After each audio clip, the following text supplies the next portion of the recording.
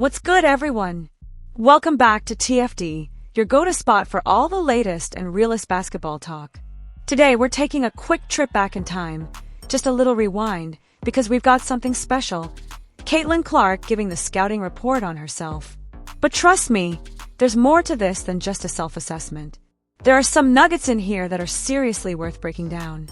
Plus, I've got to touch on some eye-opening comments from Rakia Jackson that have me wondering what in the world is happening with the Indiana Fever this season. Some of these moves and statements just don't add up, and honestly, it's got me scratching my head. So let's dive in. First up, Caitlin Clark. She's about to be asked about her own scouting report. Now, you know Clark is all about getting better.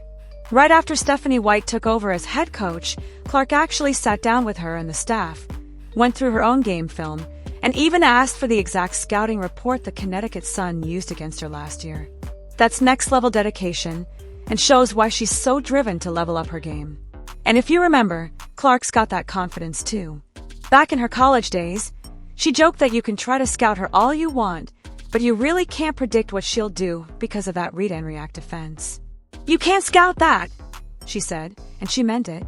Her basketball IQ is just elite, and she's always keeping defenders guessing. But it's not just about Clark. Rakia Jackson's situation is wild right now. She's gone from being a top option to coming off the bench, barely getting minutes, and now she's even removed all the LA Spark stuff from her socials. Something's definitely up, and it's got Fever fans, and honestly the whole league talking. So, let's listen into what Caitlin Clark had to say about her own game, and then we'll get into these Rakia Jackson developments. Clark, what's this Caitlin Clark scouting report on Caitlin Clark?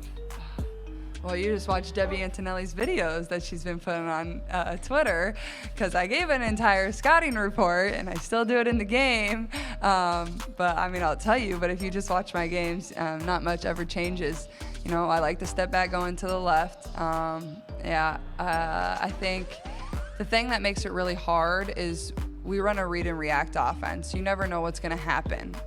You can't scout that. Like, you can try all you want, you can work on actions, but you never know what we're going to do because we don't even know what we're going to do. And I think that's the best way to play basketball is you're just making reads, you're using your brain. And Coach Butter says, just be a basketball player. You know, don't be a robot. Be a basketball player. And that's why people like watching Iowa women's basketball is because we make reads, we have fun, we play up tempo, we want to get out in transition. But I think for me, you know, the area I want to thrive in is always transition. You know, that's why I take pride in getting on the defensive glass and pushing the ball, because I just think it's so hard to guard us, especially with the way our 4s and 5s are on the floor, and Kate and Gabby can spot up for threes. I think it's really, really hard for us. So yeah, I think, you know, everybody knows what I'm going to do at this point. It's just, I don't know. That's what I always tell myself is just be you. You know, that's all you can do. Okay, so I wanted to bring this clip up for a couple of reasons. First off, it's one of those interviews that really shows you how deeply Caitlin Clark understands the game. I think this was from last year. So she was what, maybe 22? Still young, but already talking the game like a seasoned vet. Now, what caught me right away is how she gives this kind of scouting report on herself, which honestly reminds me of a classic sports mindset. Like Vince Lombardi, legendary Packers coach, used to say, it's not about hiding what you're going to do. It's about executing it so well that the defense can't stop it even when they know what's coming. And that's the thing with Caitlin. She'll tell you exactly what she likes to do, that step back, that transition pull-up three, and defenders still can't stop it. It's the same principle with Ronaldinho back in the day. I think it was him. He used to throw like 3, 5, even 10 scissors on a defender. You knew he was going left. Everyone did. And guess what? He still went left, and left defenders stuck every time. But the key is, if you try to cheat left, he's skilled enough to beat you to the right. Now here's a little nuance for the hoopers watching. If you're a right-handed player, it's naturally easier to step back to your left. More control, better balance. Lefties, like me, we usually step back to the right. And this is where Caitlin's instincts are next level. Go back and look at that block on Marina Mabrey. Marina, being a righty, steps back to the left. Caitlin reads that, times it, and swats it clean. That's not just defense. That's anticipation. But again, even if you know she's going left on the step back, what are you gonna do? Overplay it. She'll just rip it and go right. and the ball's in her dominant hand, so good luck staying in front. Now, I had a conversation recently about this read and react style, and someone told me it's hard for a team to click like that without chemistry. But I actually disagree. Look at pickup basketball. Half the time you don't even know the guy's name, and yet you're running pick and rolls, backdoor cuts, spacing out naturally. Why? Because hoopers know how to hoop. Lisa Blutter said it best: be a basketball player. If you've got high IQ players, they will figure it out on the fly. And Caitlin thrives in that chaos. She creates plays in transition. That's why she rebounds so well too. Someone pointed this out in a comment on one of my defense breakdowns. She slides into the paint on long shots, anticipating where it's going. She's not just chasing boards, she's hunting fast breaks. She wants that ball in her hands, and she wants to go now. Which brings me to the Indiana Fever. Before her injury, I'm just gonna say it, I didn't see enough of that from them. I don't get why Stephanie White, who's seen Caitlin dominate in college, would try to slow it down and run something that looks like an early 2000s WNBA offense. It's like she's holding back a Ferrari in traffic.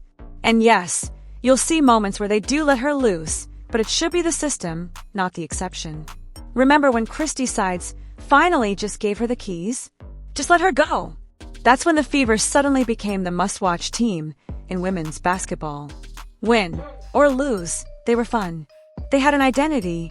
And now, here's Caitlin, clearly spelling out what works. Transition, freedom, pace reacting. It's not that complicated, and she's right. What we're seeing here, I believe, is two things happening at the same time. And that's important to point out. WNBA fans' interest has soared thanks Caitlin Clark and her transformational play style. The style would not exist without the godmother of modern WBB, Coach Lisa Blutter. She ditched system coaching to embrace the Clark style that is the future of the WNBA. Yes, 100%. And I've got to give credit where it's due. And here's what I don't get. Why aren't more coaches willing to just set their ego aside? Just look at what Lisa Blutter did at Iowa with Caitlin Clark. She didn't try to force her into some rigid system. She said, okay, this is what works. Let's build around it. Simple. Smart. And that's what great coaching is. Adapting to your talent, not making your talent adapt to you. Now let me be clear. I'm not here to say Stephanie White is some awful coach after 6 games. That's not what this is. This isn't a fire the coach rant. But I am saying it's confusing. Like really confusing. Why is she pushing back against the one offensive style that clearly fits Caitlin Clark like a glove? It's obvious. And it's not just obvious to fans. It should be obvious to her too. You've got a generational talent. Let her play like one. Don't hold her back with an outdated system. Just let it flow.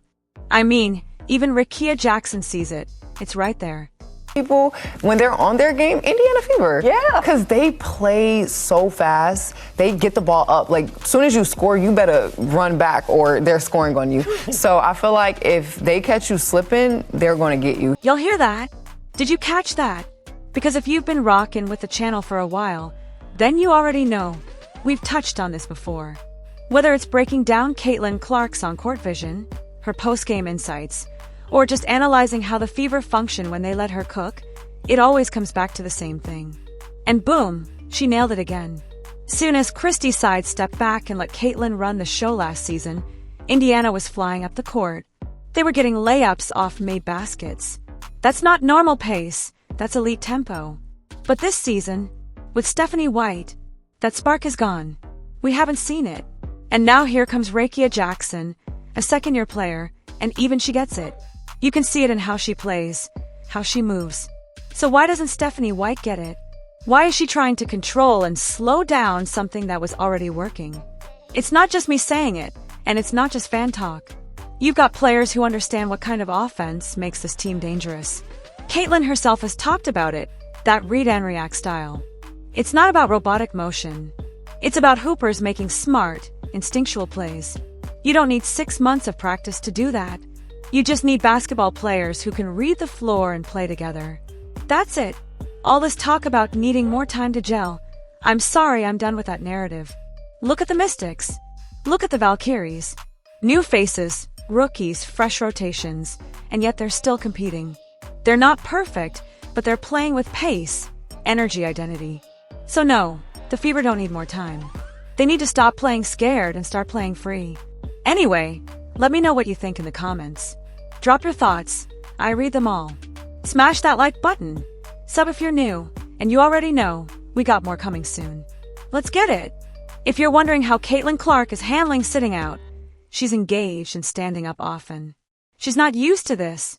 Hasn't missed a game since she was a teenager. Playing with the ball. Can you send that to me?